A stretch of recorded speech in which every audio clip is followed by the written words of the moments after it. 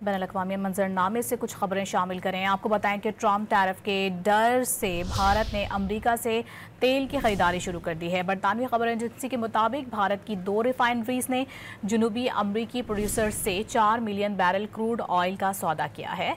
भारत को ये तेल रवां साल के अख्ताम या 2026 के अवाइल में शुरू में फराहम किया जाएगा।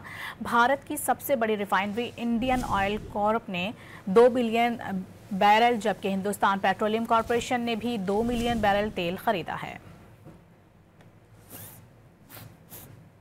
बैनुल-अक़वामी मंजरनामे से कुछ खबरें शामिल करें। आपको बताएं कि ट्रंप टैरिफ के डर से भारत ने अमेरिका से तेल की खरीदारी शुरू कर दी है। बरतानवी खबर एजेंसी के मुताबिक भारत की 2 रिफाइनरीज ने जनूबी अमरीकी प्रोड्यूसर से 4 मिलियन बैरल क्रूड ऑयल का सौदा किया है।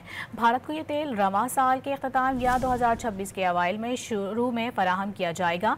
भारत की सबसे बड़ी रिफाइनरी इंडियन ऑयल कॉर्प ने 2 बिलियन बैरल, जबकि हिंदुस्तान पेट्रोलियम कॉरपोरेशन ने भी 2 मिलियन बैरल तेल खरीदा है।